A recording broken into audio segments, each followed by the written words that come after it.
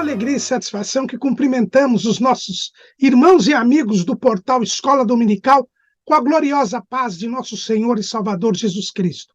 Estamos dando início a mais uma pré-aula, esta ferramenta que o portal Escola Dominical disponibiliza no início da semana, para que os irmãos possam melhor preparar a sua aula da Escola Bíblica Dominical. Leiam a revista das lições bíblicas, assistam a esta pré-aula, leiam o nosso texto de apoio, que se encontra no portal Escola Dominical, portalebd.org.br. Nós não repetimos aqui o texto da revista. Os irmãos já leram a revista, já leram o livro de apoio, já assistiram ao vídeo do comentarista. Então, nossa proposta é dar subsídios complementares aos amados irmãos, para que os irmãos possam ter uma melhor aula da Escola Bíblica Dominical. E para que os irmãos não se percam, leiam o nosso texto de apoio, os slides que nós colocamos também, porque nós seguimos o itinerário destes textos aqui em nossa exposição. Ao longo da semana, nós publicamos 5 ou 6 outros textos de apoio da faixa etária dos adultos, lá no site do portal Escola Dominical, que também publica textos de apoio, videoaulas de todas as faixas etárias do currículo da Casa Publicadora das Assembleias de Deus e também de outros currículos de Escola Bíblica Dominical. Durante a semana também, nós colocamos à disposição dos irmãos breves comentários em áudio das leituras diárias sugeridas nas lições bíblicas. O irmão terá um momento devocional e ainda obterá mais informações para a sua aula. Durante a semana, se não tiver alguma dúvida, poste a sua pergunta na sala dos professores do site do portal Escola Dominical. Nós não respondemos a questões feitas em comentários nas nossas redes sociais. Se alguém responder, não é de nossa responsabilidade. No sábado à noite, às 19 horas, horário de Brasília, o irmão é nosso convidado a assistir à transmissão ao vivo do estudo preparatório dos professores e amigos da Escola Bíblica Dominical, da Igreja Evangélica Assembleia de Deus, Ministério do Belém, aqui na sede em São Paulo. Se o irmão estiver aqui em São Paulo região, o irmão é nosso convidado. A reunião é aberta a todos os que amam o estudo da Palavra de Deus. Esta reunião se realiza na sede da FAESP, Faculdade Evangélica de São Paulo, o templo antigo da Igreja do Belém. Mas tudo isso é apenas a preparação da Escola Bíblica Dominical. Ela somente se realiza quando o povo do Senhor vai à casa do Senhor, no dia do Senhor, para estudar a palavra do Senhor.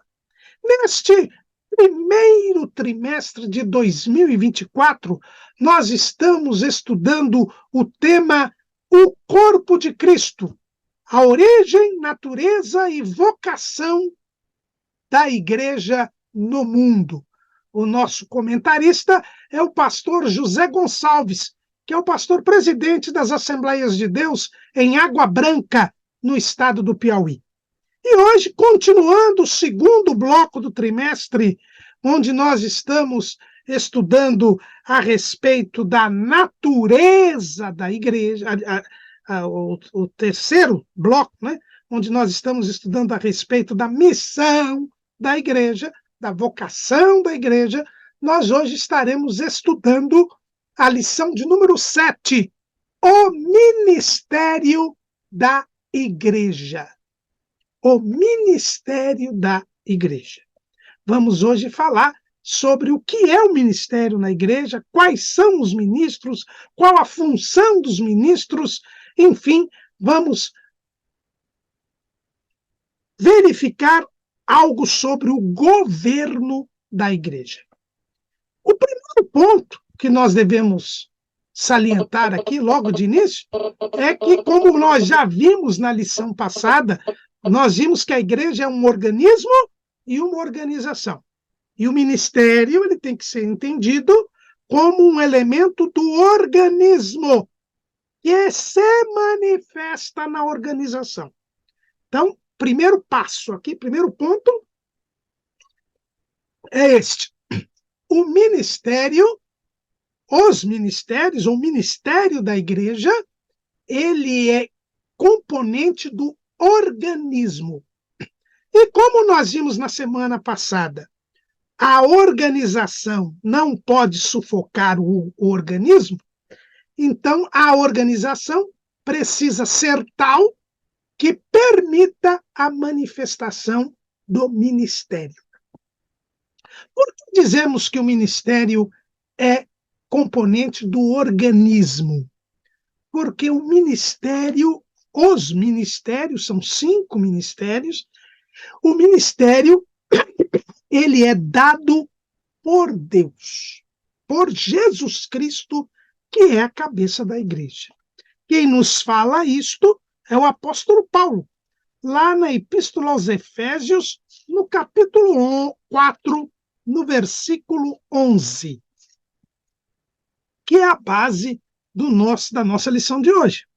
E ele mesmo deu uns para apóstolos, e outros para profetas, e outros para evangelistas, e outros para pastores e doutores, querendo o aperfeiçoamento dos santos para a obra do ministério, para a edificação do corpo de Cristo. Então, este ele aqui é Jesus. Como é que eu sei que é Jesus?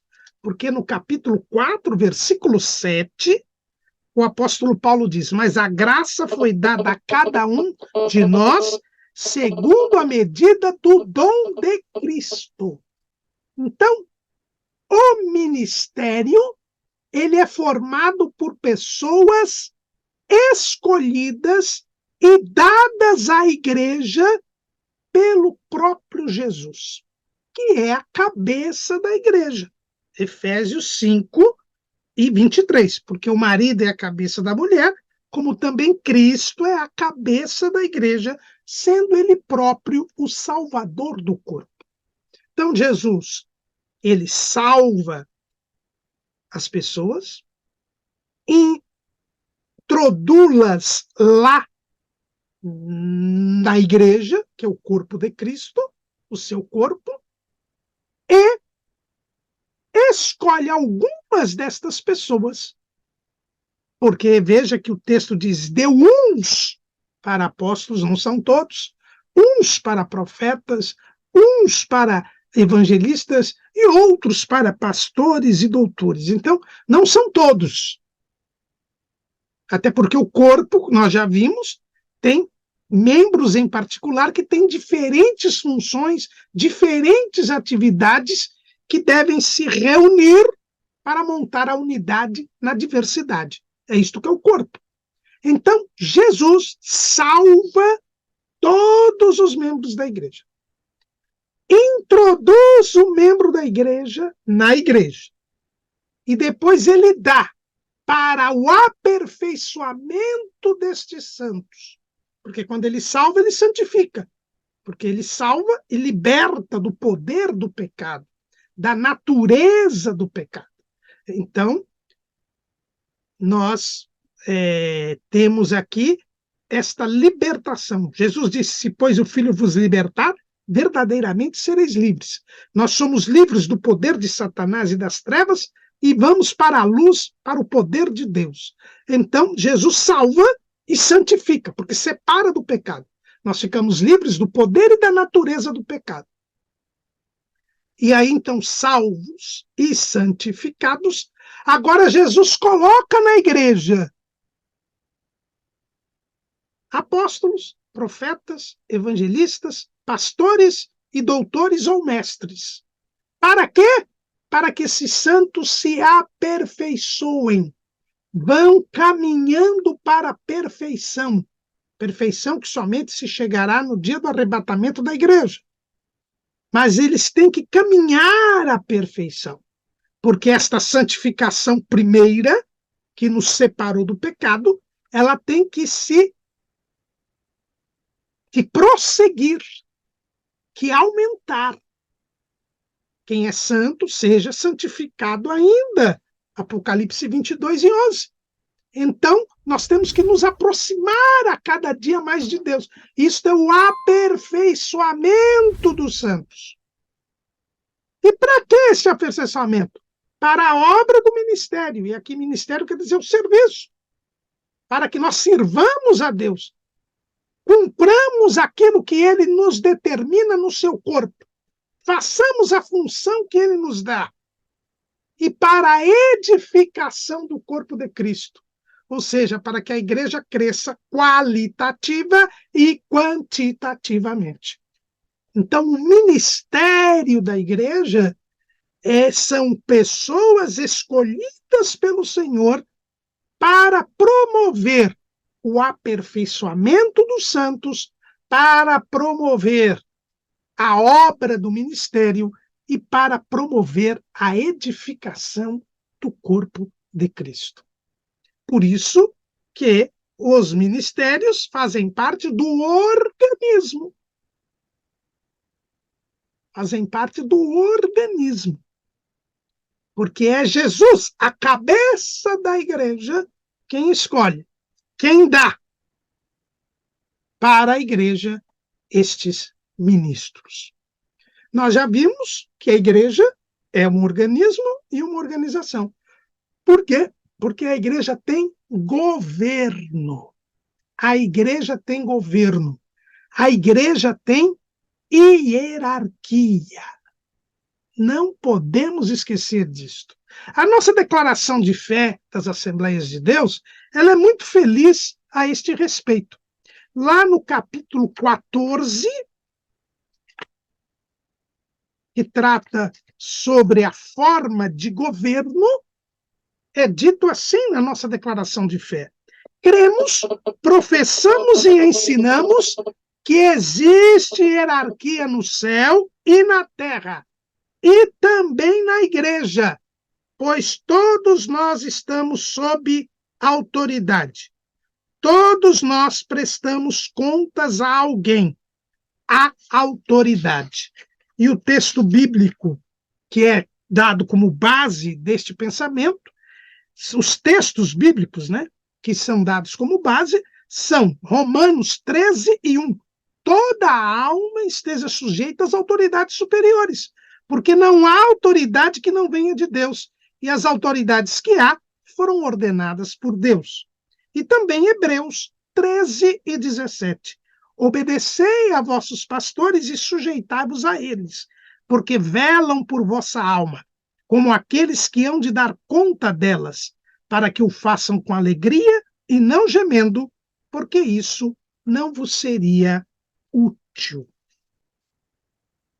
Então, a igreja, ela tem hierarquia, porque no céu tem hierarquia. No céu nós temos ali todos os exércitos celestiais. Nós temos principados, potestades, arcanjos, querubins, serafins. Então, nós temos ali uma hierarquia. Aliás, a hierarquia estabelecida por Deus é tão forte que até o diabo e os seus anjos foram expulsos do céu, mas a hierarquia estabelecida por Deus foi mantida. Nós também temos principados malignos, potestades malignas, demônios, príncipes dos demônios, enfim. A hierarquia que existia antes deles pecarem continua, porque Deus é ordeiro e ninguém pode desfazer a ordem divina. E a igreja, que é o povo de Deus, também tem que ter hierarquia, também tem que ter governo. Então, nós temos que tomar cuidado com isso. Muita gente hoje defende uma igreja anárquica. O que quer dizer isto? Uma igreja sem governo, onde todos são iguais, onde ninguém manda em ninguém. Isso não existe, não foi este o modelo estabelecido por Deus. Cristo é a cabeça da igreja. E ele estabeleceu hierarquia na igreja. Até porque, como é que você quer morar no céu sem hierarquia? O céu está lá. Nós não vamos entrar no céu e bagunçar o céu. O céu está lá e nós vamos entrar na hierarquia celestial. A igreja estará ao lado de Cristo, acima dos anjos, portanto. Então, Se você não tem hierarquia aqui, você não pode ir para o céu. Porque no céu há hierarquia. E a igreja, que é um pedacinho do céu aqui na terra, também tem hierarquia, também tem governo. O apóstolo Paulo, lá em 1 aos Coríntios, capítulo 12, quando ele fala dos dons do corpo de Cristo, olha o que ele nos diz. 1 aos Coríntios, capítulo 12, versículo 28. E a uns pôs Deus na igreja. Primeiramente, apóstolos. Em segundo lugar, profetas. Em terceiro, doutores. Depois, milagres. Depois, dons de curar. Socorros. Governos. Variedades de línguas. Então, veja que o apóstolo Paulo mostra que na igreja Deus dá governos. Em Romanos, capítulo 12, Paulo volta a nos mostrar esta verdade. Romanos, capítulo 12, versículo 6. De modo que, tendo diferentes dons, segundo a graça que nos é dada, se é profecia, seja ela segundo a medida da fé. Se é ministério, seja em ministrar. Se é ensinar, haja dedicação ao ensino. Ou o que exorta, use esse dom em exortar. O que reparte, faça-o com liberalidade. E o que preside, com cuidado. O que exercita misericórdia com alegria. Então, existe aquele que preside. O que é presidir? A palavra presidir significa estar à frente, estar adiante. É aquele que governa. Por isso que nós temos o presidente da República. É a maior autoridade do nosso país. Por quê? Porque ele está à frente do povo, à frente da nação, à frente do Estado, à frente do governo. Por isso que ele é o presidente. O pastor presidente de uma igreja local é aquele que está à frente daquela organização chamada igreja local. Então, Paulo fala que existe aquele que preside na igreja. Escrevendo aos Tessalonicenses, 1 aos Tessalonicenses, capítulo 5, versículo 12. E rogamos-vos, irmãos, que reconheçais os que trabalham entre vós e que presidem sobre vós no Senhor e vos admoestam, e que os tenhais em grande estima e amor por causa da sua obra. Tende paz entre vós. Paulo saiu às pressas de Tessalônica, por isso que ele escreve esta carta, é a primeira carta que Paulo escreve, porque ele não conseguia voltar, ele não tinha terminado ainda o discipulado na igreja em Tessalônica, mas ele já tinha instituído o governo lá. Havia aqueles que presidiam, estavam à frente. Então a igreja, irmãos, ela tem hierarquia, ela tem governo. Evidentemente que o governante da igreja é nosso Senhor e Salvador Jesus Cristo. Ele é a cabeça da igreja. Mas, assim como o presidente da República nomeia ministros, e a palavra ministro quer dizer servidor. Ministério quer dizer serviço. Aqui no Brasil, como nós temos grandes autoridades que se chamam ministros, nos tribunais superiores, no Supremo Tribunal Federal, os ministros nomeados pelo presidente, ministro da Educação, ministro da Saúde, então nós temos a ideia de que ministro quer dizer mandão.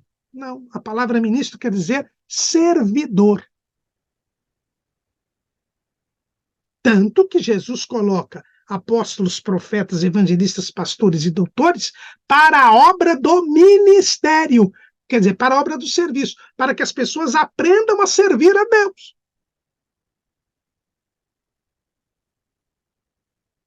E quando nós lemos aqui em Romanos, nós vimos que tem um dom chamado de ministrar. Se é ministério, seja ministrar. quer dizer servir. Então a palavra ministro quer dizer serviço, servidor. Então Jesus, que é a cabeça da igreja, ele dá para a igreja algumas pessoas.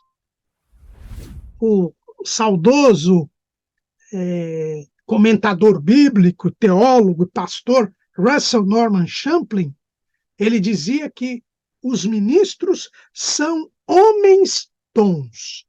Os dons ministeriais são pessoas que são verdadeiras dádivas que Jesus dá para a igreja.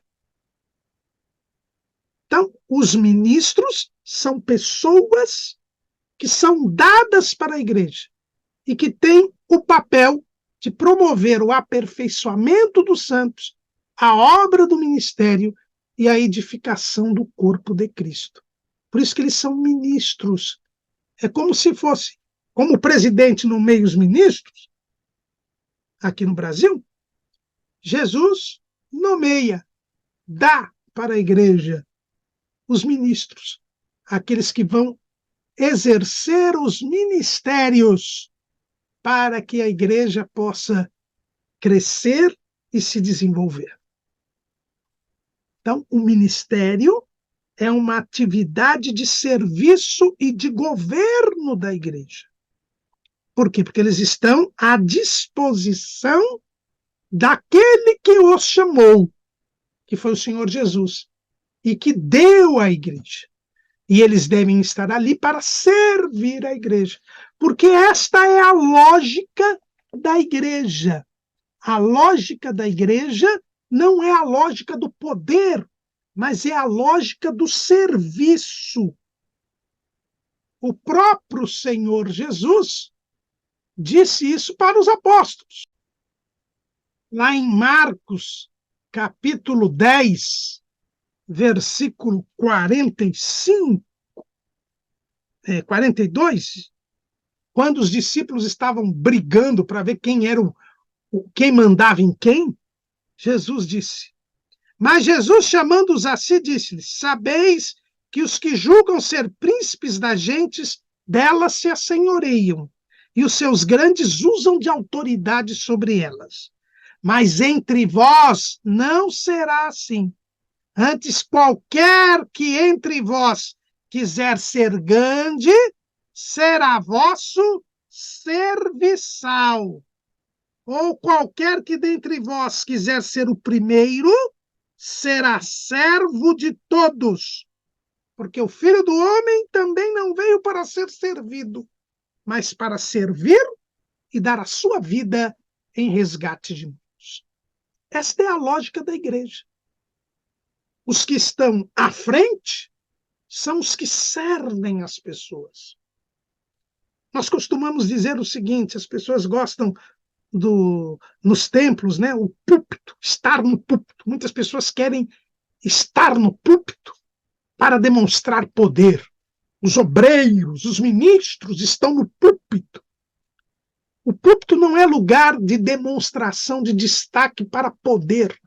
Pelo contrário, quem está no púlpito está ali para servir os outros, os chamados crentes de banco. Porque ser ministro é ser servidor. Ser ministro é estar à disposição da igreja para fazer com que cada membro seja edificado, sirva a Deus melhor e fique cada vez mais semelhante a Jesus. Caminhe para a perfeição. Eles devem entregar-se como pessoas para o bem-estar de toda a igreja. Isto é que é ser ministro. E, como eu disse para os irmãos, existe quais os 3 objetivos aqui dos dons ministeriais, como nós vimos,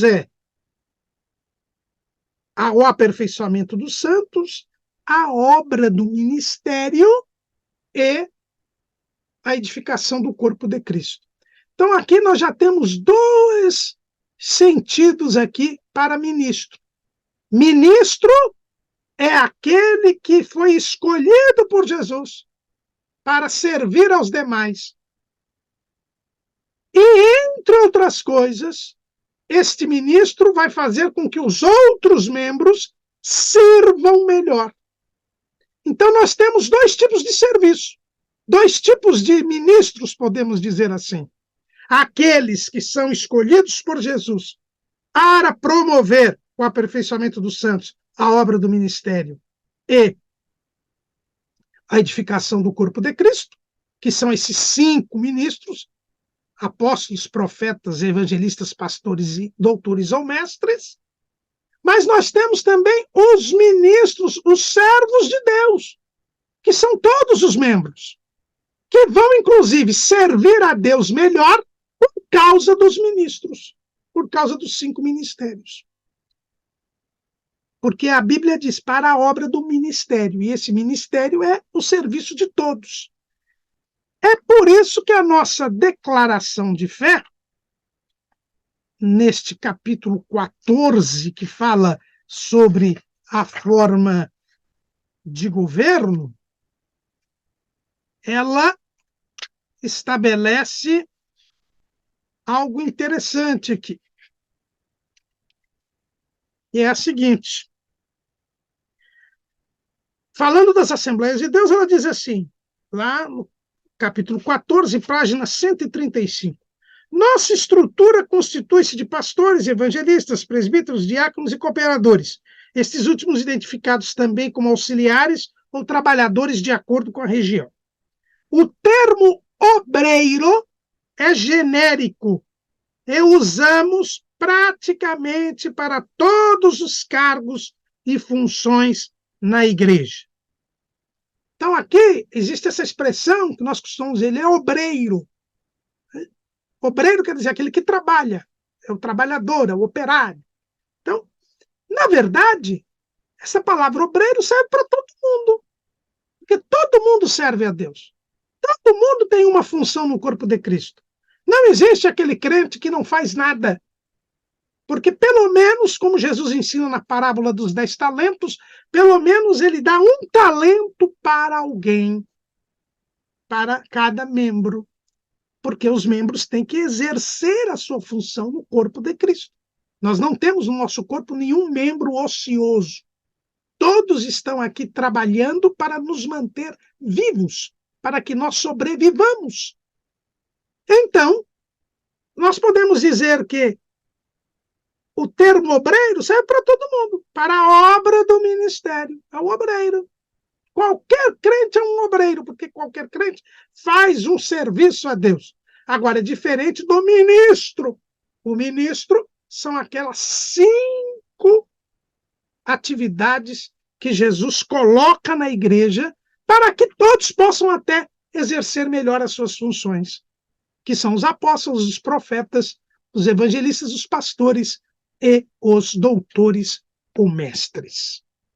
Então, nós vemos que os ministros são pessoas escaladas para o governo da igreja, para auxiliar Jesus. São servidores de Jesus que estão escalados pelo Senhor Jesus para servir aos demais. Pois a lógica na igreja é a lógica do serviço e não do poder. Isto não quer dizer que os ministros não tenham autoridade, porque nós já vimos que na igreja há governo. Os ministros são autoridades. Não só o pastor. Todos os 5 ministros, tipos de ministros, são autoridade na igreja. Mas nós devemos entender que eles estão ali para servir. Outra coisa importante é que os ministros não são crentes diferentes dos outros. E aqui nós temos que fazer uma distinção importante entre os ministros na igreja e os sacerdotes em Israel, no tempo da lei. Porque, principalmente, a igreja romana, a igreja anglicana também, a igreja ortodoxa, eles fazem uma distinção entre os membros da igreja, dizendo que existem os sacerdotes e os leigos.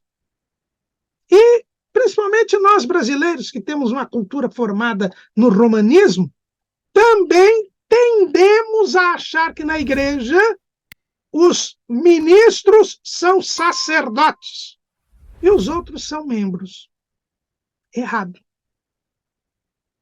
Toda a igreja é formada por sacerdotes.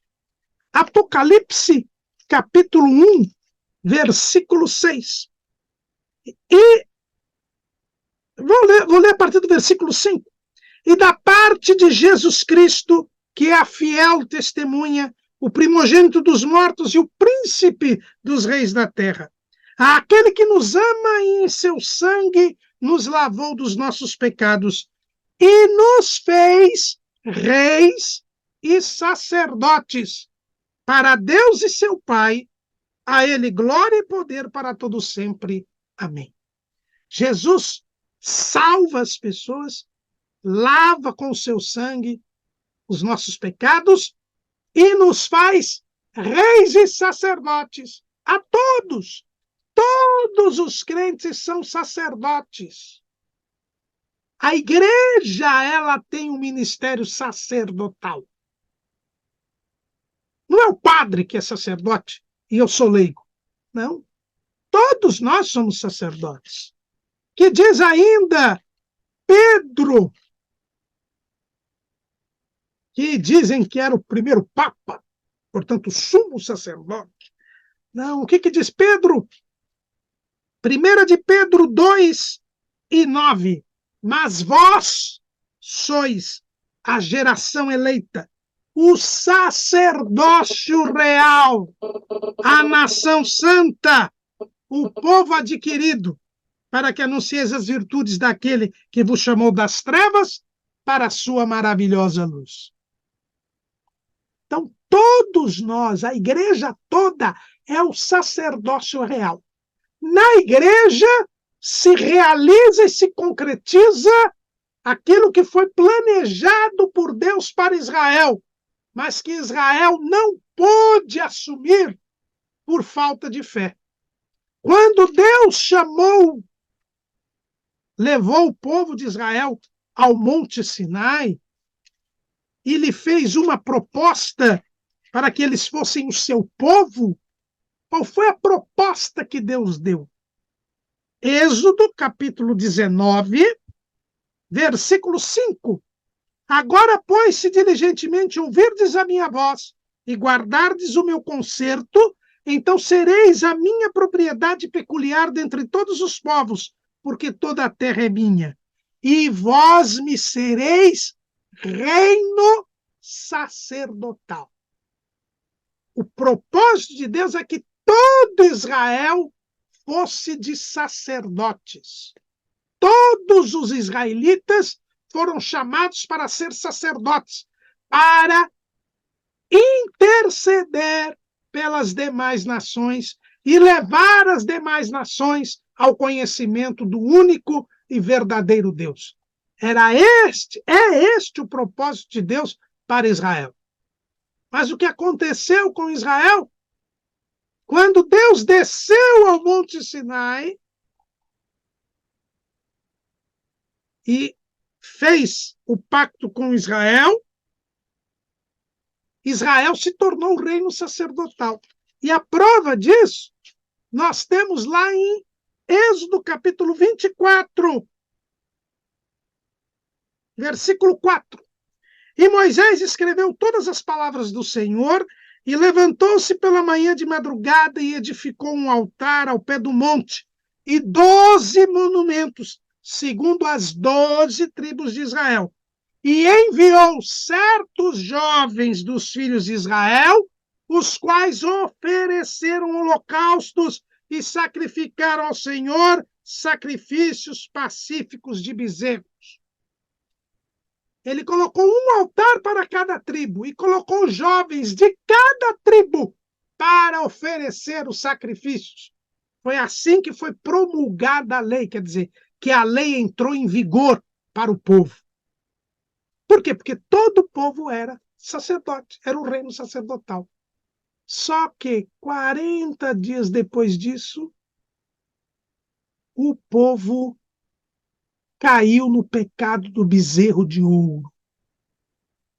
No pecado do bezerro de ouro. Quebrou os 2 primeiros mandamentos.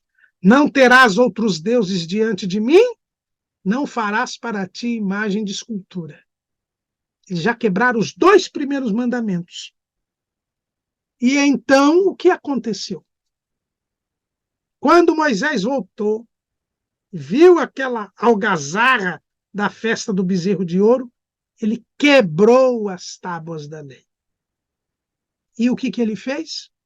Êxodo, capítulo 32, versículo 26. Pôs-se em pé Moisés na porta do arraial e disse: quem é do Senhor, venha a mim. Então se ajuntaram a ele todos os filhos de Levi. A única tribo que não adorou o bezerro de ouro, que não cometeu o pecado, foi a tribo de Levi. E é por isso que Deus constituiu a tribo de Levi para ser a tribo onde estariam os sacerdotes e os auxiliares dos sacerdotes. Por causa do pecado, da quebra da lei, da incredulidade de Israel, Israel fracassou, não pôde ser o reino sacerdotal. É por isso que só eram sacerdotes no tempo da lei, os Arão e sua família, os descendentes de Arão e os outros levitas os auxiliavam. É por isso que em Israel há sacerdotes. E o sacerdócio era privativo da família de Arão. Os outros não eram sacerdotes. Os outros não podiam oferecer holocaustos, nem sacrifícios. Mas isso foi em Israel. Só que Jesus veio para cumprir a lei. E agora, quem crê em Jesus se torna sacerdote. A igreja, que é o corpo de Cristo, ela é a intercessora da humanidade. É ela que anuncia a salvação na pessoa de Jesus Cristo. E todos os seus membros são sacerdotes. Hoje não é possível ter sacerdotes e leigos na igreja. Aquele livro, As Catacumbas de Roma, Benjamin Scott, ele diz e mostra claramente que essa é a grande diferença entre o paganismo e o cristianismo. No paganismo, sempre há uma classe sacerdotal que intercede junto aos deuses pelos homens. Israel, por causa do seu pecado, perdeu a condição do reino sacerdotal. Ele será reino sacerdotal no milênio, porque nenhum propósito de Deus é frustrado. Mas hoje não é. Hoje nós temos os sacerdotes. Até nas sinagogas, hoje em dia, se houver descendente da tribo de Levi, é ele quem faz as leituras no culto deles. Então, nós não temos sacerdotes. Os ministros não são sacerdotes e os outros membros leigos, não. Todos nós somos sacerdotes. Agora, os ministros, eles são escolhidos por Deus para servir ao povo, tendo autoridade, porque estão ajudando no governo da igreja. Os romanistas costumam dizer que nós, protestantes, transformamos os sacerdotes em funcionários públicos, em servidores públicos. Sim, os ministros, eles são servidores. Sacerdotes somos todos nós. E os ministros são servidores, porque aqueles a quem é dado destaque é para servir os outros. Então, vamos ver bem a diferença. Então, ministro não é sacerdote. Sacerdotes são todos os membros. Agora, existem os ministros que foram escolhidos e chamados por Jesus para servir a igreja, para que a igreja possa crescer e se desenvolver. Como nós dissemos, são 5 ministérios. E os 5 ministérios, os estudiosos da Bíblia, os teólogos, costumam comparar a uma mão, que tem 5 dedos. E cada um desses dedos é um ministério. O primeiro, diz Paulo, são os apóstolos. 1 aos Coríntios, capítulo 12. Versículo que nós já lemos aqui, mas vamos repeti-lo. 12 e 28. E a uns pôs Deus na igreja, primeiramente apóstolos. Jesus escolheu 12 apóstolos. Eram estes apóstolos que estavam à frente da igreja, no começo da igreja, ensinando a igreja porque haviam aprendido com Jesus. Mas depois, na igreja, nós temos apóstolos também, como o apóstolo Paulo, como Barnabé. Eles eram apóstolos. O apóstolo é aquele que é enviado. Para quê? Para implantar igrejas. Para levar a igreja onde ela ainda não está. Esse é o apóstolo. Por isso que ele vem primeiro. Ele vem lançar o fundamento, que é Cristo Jesus, num determinado lugar, numa determinada sociedade, num determinado território, num país onde Cristo é desconhecido, onde a palavra de Deus ainda não chegou. Então, o primeiro ministro, que é aquele que vai implantar a igreja, abrir a igreja, é o apóstolo. E o apóstolo, irmãos, ele tem uma função que não o limita na igreja local. Aliás, o normal é que o apóstolo monte uma igreja e vá para outro lugar montar outra. Foi assim que fizeram Barnabé e Paulo. Foi assim que fizeram os missionários. E missionário e apóstolo. Missionário é a palavra latina, apóstolo é a palavra grega. Os missionários pioneiros das Assembleias de Deus também fizeram isso. Daniel Berg e Gunnar Wingren, eles abriam igrejas. E depois iam abrir outras. Constituir ali um governo na igreja local e iam abrir outras. O apóstolo está fora da localidade da igreja. A sua função transborda. Por isso que muita gente quer ser apóstolo, porque eu quero mandar em muitas igrejas, mas não é esse o sentido. Até porque a gente já viu que ministro é servidor e não manda-chuva, mandão, chefe. Paulo, ele tinha uma autoridade apostólica sobre todas as igrejas que ele abriu. Como Pedro tinha uma autoridade apostólica sobre todas as igrejas que ele abriu, normalmente igrejas judaicas. Então, nós temos essa autoridade apostólica. Por quê? Porque o apóstolo abre várias igrejas e cuida para que essas igrejas cresçam de acordo com a vontade de Deus. Não governando cada igreja, mas dando a devida orientação depois que as abriu. É o polegar. Porque o polegar é o único dedo que consegue encontrar todos os outros. E veja bem que é o menorzinho, é por isso que Paulo fala que os apóstolos foram constituídos como hiperetes. O que era o hiperetes? Era o escravo que ficava no porão do navio, lá nas galés, fazendo o navio andar.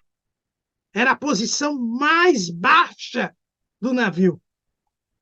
O apóstolo, justamente por ser o primeiro, é o que serve todos os outros. Por isso que ele foi posto nos últimos, né? Paulo, ele diz assim, 1 aos Coríntios 4 e 9, porque tenho para mim que Deus a nós, apóstolos, nos pôs por últimos, como condenados à morte, pois somos feito espetáculo ao mundo, aos anjos e aos homens. É bem diferente desses apostolos que existem por aí hoje. Os apóstolos vêm primeiro, porque eles abrem as igrejas. E depois tem uma atitude de proeminência, de orientação, de referência e de cuidado em todas essas igrejas que eles abriram. Mas nós temos também os profetas. O texto dizia: a uns pôs Deus na igreja, primeiramente apóstolos, em segundo lugar, profeta. Quem é o profeta? Profeta é aquele que traz a mensagem de Deus. É aquele quem exorta, consola, edifica, anima, incentiva, orienta a igreja. Principalmente, mas não só, mas principalmente quando a igreja ainda está começando, incipiente, e não tem ainda uma organização, não tem ainda um governo estabelecido. Aí Deus usa esses profetas e por isso eles são normalmente itinerantes também, como os apóstolos, para suprir esta ausência de orientação, essa ausência de apacentamento que vai ser feita depois pelo pastor no começo da igreja, ou em situações delicadas em que o governo da igreja está abalado, ou que o governo da igreja está impedido de ter contato com a igreja. Enfim, nesses instantes, Deus também usa os profetas para trazer a mensagem de Deus. Foi assim na igreja de Antioquia. A igreja de Antioquia, a primeira igreja gentílica. Atos dos Apóstolos, capítulo 11, versículo 27. Naqueles dias desceram profetas de Jerusalém para Antioquia. Deus, no cuidado com aquela primeira igreja gentílica, primeiro orientou os apóstolos a mandarem Barnabé. Barnabé chegou, viu aqueles novos convertidos ali, que eram gentios, e passou a apacentá-los, passou a orientá-los. E correu até Tarso e trouxe Saulo para que Saulo os discipulasse.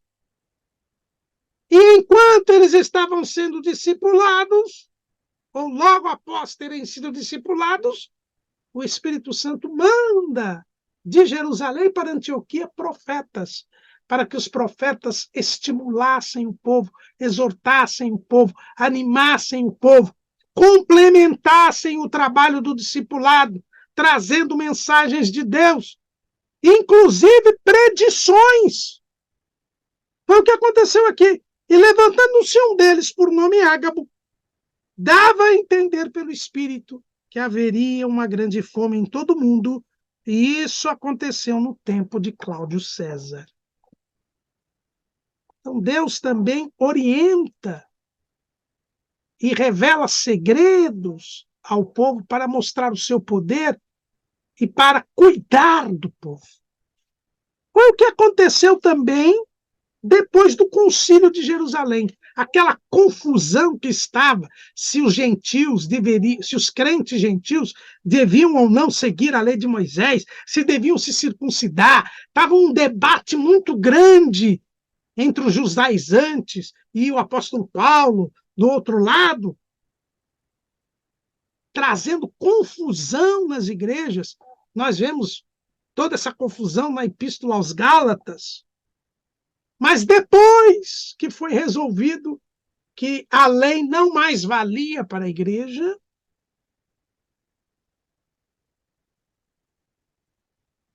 eles mandaram notícia das resoluções para as igrejas e mandaram profetas para estas igrejas.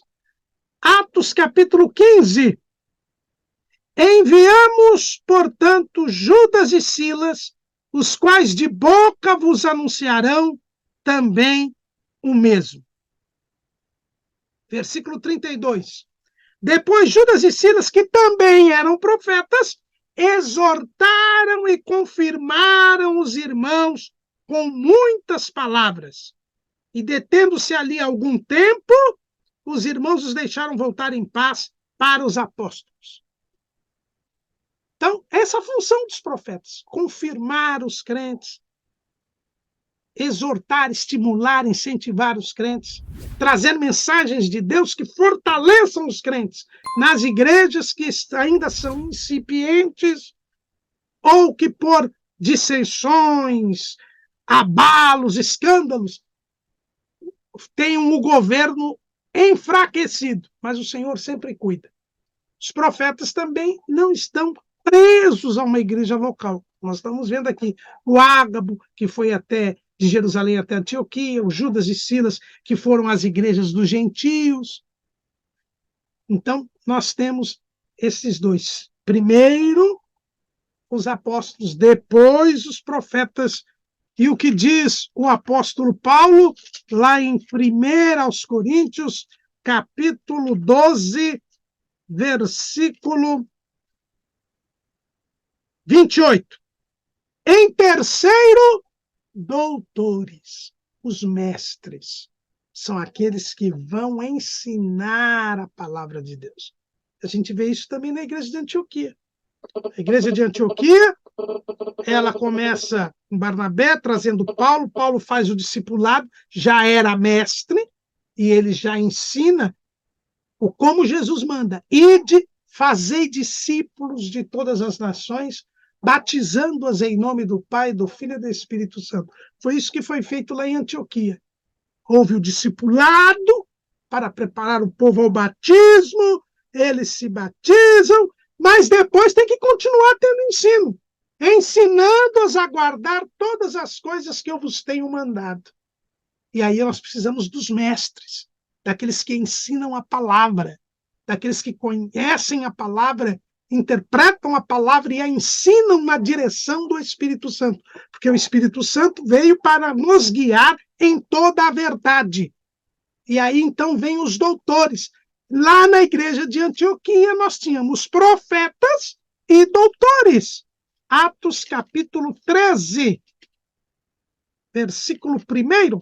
Na igreja que estava em Antioquia havia alguns profetas e doutores, a saber, o Barnabé, Simeão, chamado Níger, Lúcio, Cireneu, e Manaém, que fora criado com Herodes o tetrarca, e Saulo.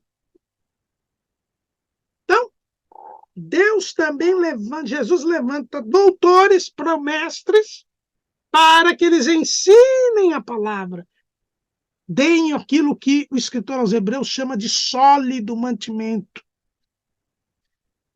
Paulo chama de manjar, porque a primeira alimentação, que é o leite, é aquele ensino para o novo convertido.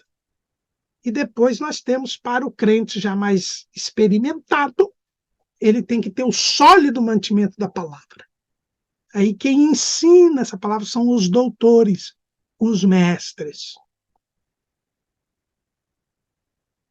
E aí, em seguida, Deus dá o quê? Os evangelistas. As pessoas tendo aprendido o evangelho, tendo aprendido a palavra, passam a pregar a palavra, passam a ganhar almas. E o Senhor, então, escala os evangelistas. São pessoas especialmente dedicadas a pregar o evangelho. Todo crente tem que pregar o evangelho. Todos nós temos de ganhar almas para Jesus. Mas existem aquelas pessoas que o Senhor coloca especificamente para ir ao encontro das almas. E para organizar e coordenar a evangelização da igreja. Esses são os evangelistas. Foi o que Deus fez com Filipe. Na dispersão da igreja, Filipe foi mandado para Samaria. O Espírito Santo mandou lá para Samaria. E ele, que era um diácono na igreja de Jerusalém, se tornou um evangelista. Um pregador do evangelho, um ganhador de almas. E veja que quando os apóstolos vão lá, daqui a pouco depois, Jesus manda que ele saia de Samaria. e fosse até... Aí ele ganha o eunuco e depois vai para Cesareia. Então, nós temos aqui o evangelista. E, por fim, nós temos o pastor. O pastor é aquele que é colocado para apacentar o rebanho. Já existe uma igreja local. E esta igreja local, já organizada, precisa de alguém que cuide dos crentes, que apacente o rebanho do Senhor. E aí nós temos o pastor. O pastor é aquele que cuida daquele grupo, do rebanho, um grupo localizado, onde ele está ali para cuidar daquelas almas. Ele é responsável por elas, como nós lemos aqui em Hebreus. Vai dar conta delas. E ele governa a igreja. Pedro, ele fala deles. E aqui, irmãos, nós temos 4 palavras no Novo Testamento que designam esta mesma atividade. Pastor, bispo, ancião ou presbítero. São termos intercambiáveis. Quer dizer, eu posso trocar um pelo outro em um Novo Testamento. Não há diferença de natureza, de essência entre o presbítero, o ancião, o bispo ou o pastor.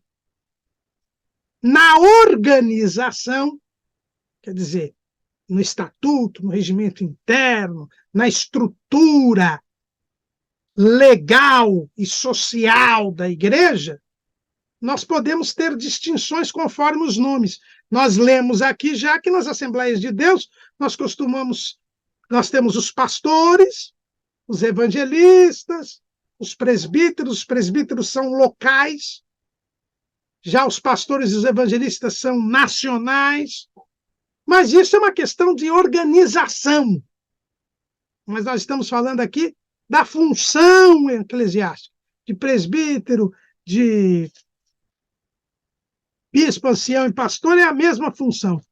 Tanto que Pedro diz assim, lá em 1 de Pedro, capítulo 5, aos presbíteros que estão entre vós, admoesto eu, que sou também presbítero com eles, e testemunha das aflições de Cristo, e participante da glória que se há de revelar. Apacentai o rebanho de Deus que está entre vós, tendo cuidado dele, não por força, mas voluntariamente, nem por torpe ganância, mas de ânimo pronto, nem como tendo domínio sobre a herança de Deus, mas servindo de exemplo ao rebanho. E quando aparecer o sumo pastor, alcançareis a incorruptível coroa de glória. Então, o pastor ele tem que cuidar do rebanho, daquele grupo de pessoas que está naquele local, para que eles possam chegar até o céu. Ele vai ter que dar conta dessas pessoas. E ele precisa não mandar, não constranger, mas ele precisa dar exemplo e fazer com que as pessoas sirvam a Deus voluntariamente. E ele tem que estar sempre disposto neste serviço e não querer ganhar dinheiro com isso. Esse é o pastor. O pastor Luiz Henrique de Almeida Silva, que é o pioneiro das aulas de EBD na internet, ele costuma dizer, e é uma realidade, que um dos erros nos nossos dias na organização da igreja é que hoje existe uma supervalorização e uma centralização na figura do pastor. O pastor está centralizado. E hoje se sufocam os outros ministérios.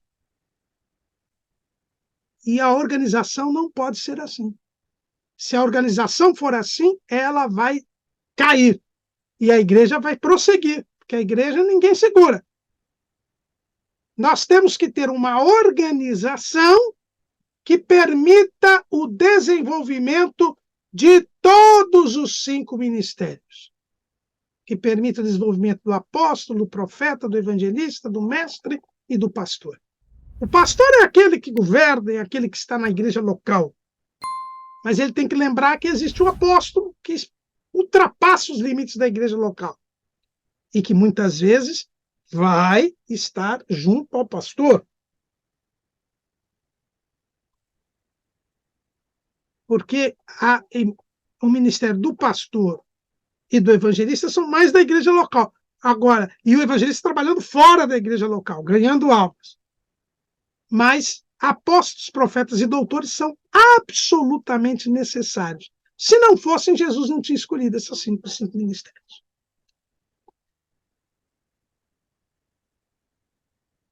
Os ministros são dados por Jesus, mas eles devem ser confirmados pela igreja. A igreja, ela tem que estar atenta à voz do Espírito Santo e tem que perceber a chamada divina e oficializar esta chamada divina. É por isso que nós temos consagração dos ministros. Por quê? Porque é necessário que o povo entenda, que o povo saiba, que todos saibam que Jesus escolheu aquela pessoa. Nós precisamos reconhecer a chamada de Deus. Foi o que aconteceu na igreja de Antioquia. Atos capítulo 13. Atos capítulo 13. E servindo eles versículo 2, e servindo eles ao Senhor e jejuando, disse o Espírito Santo, apartai-me a Barnabé e a Saulo para a obra que os tenho chamado. Então, jejuando e orando, e pondo sobre eles as mãos, os despediram. É assim que funciona na igreja. Nós temos que estar atentos à voz do Espírito Santo, porque o Espírito Santo foi mandado para dizer as coisas que ele tem ouvido, lembrar daquilo que Jesus disse e nos anunciar o que há de vir. Então, o Espírito Santo diz quem Jesus escolheu. E aí nós confirmamos, o ministério da igreja impõe as mãos numa cerimônia, não para transferir unção, não tem nada disso. A unção vem de Deus, nós temos a unção do santo. Nós temos a unção dos santos, diz o apóstolo João na sua primeira carta. Mas aquela imposição das mãos concede autoridade àquele ministro e confirma a palavra de Deus, o chamado de Deus, oficializa. Isto é importante. Foi o que aconteceu também com Timóteo.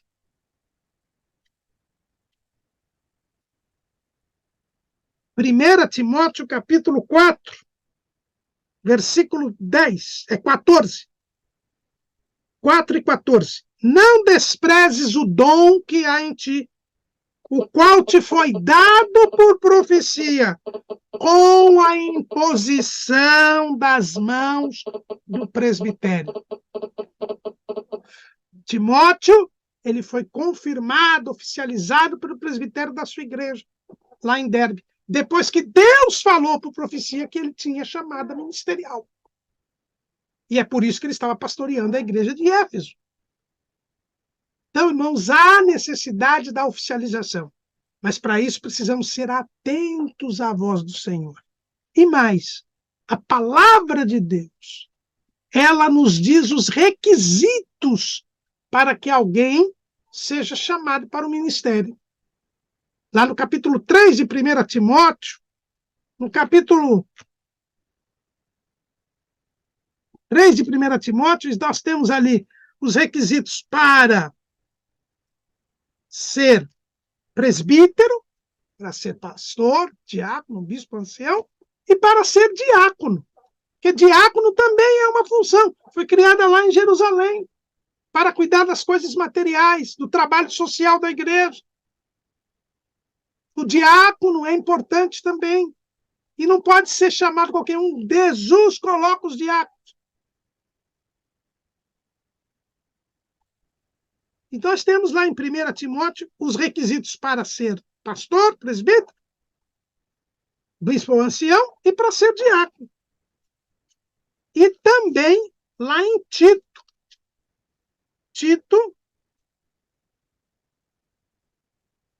capítulo 1 também, nós temos as condições, porque Tito tinha que ir a Creta e colocar presbíteros nas igrejas lá de Creta. E Paulo diz quais são os requisitos. São requisitos divinos. Estão na palavra de Deus. Não podemos inventar. Infelizmente, nos dias de hoje, as pessoas querem títulos, querem cargos. E para terem os títulos e os cargos, se consagram gente que não tem os requisitos e que não são chamados por Deus. Tomemos muito cuidado com isso. Quando a organização ela serve a outros interesses que não os de Cristo Jesus, aí nós temos grandes problemas.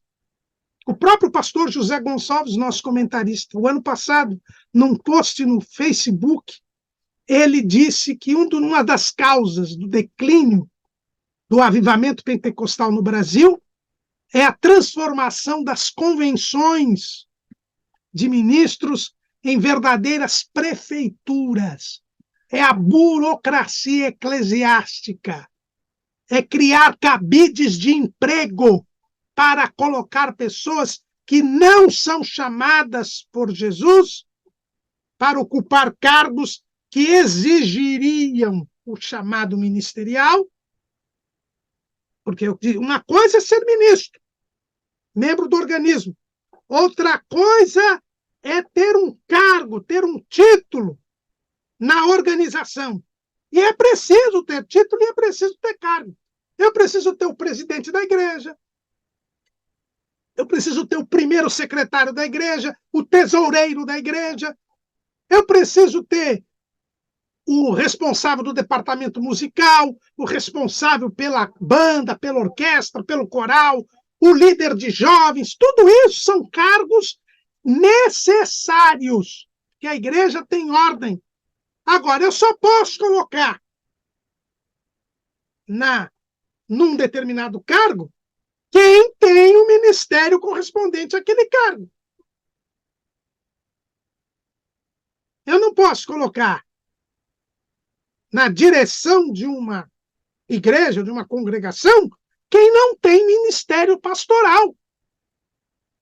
Eu não posso colocar como professor da escola bíblica dominical quem não tem o dom de ensino, quem não é mestre. Então nós temos que tomar cuidado com isso.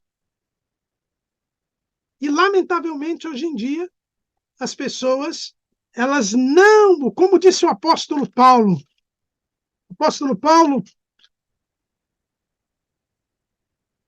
escrevendo aos Filipenses, ele diz o seguinte, Filipenses capítulo 2, versículo 19. E espero no Senhor Jesus que em breve vos mandarei Timóteo, para que também esteja de bom ânimo sabendo dos vossos negócios. Porque a ninguém tenho de igual sentimento, que sinceramente cuide do vosso estado, porque todos buscam o que é seu, e não o que é de Cristo Jesus. Já tinha no tempo de Paulo essa gente que quer ganhar dinheiro, essa gente que quer ganhar dinheiro sem trabalhar, essa gente que quer encostar e viver da obra.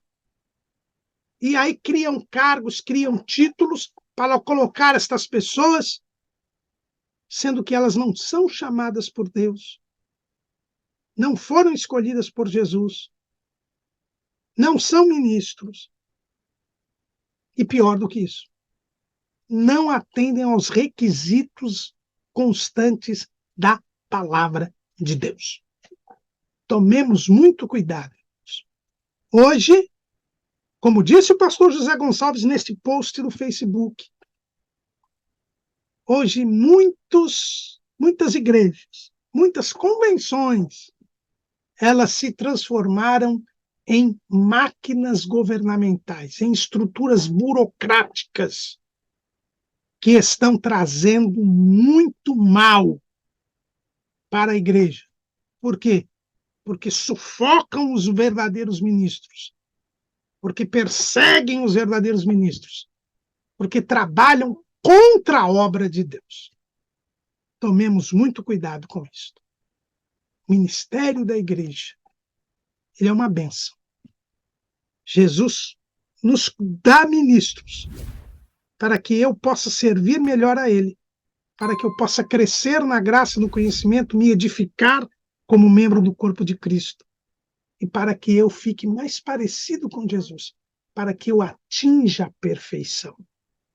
O ministério é uma ferramenta que Deus coloca para que eu e você consigamos chegar até aquele dia e ver a Jesus Cristo face a face.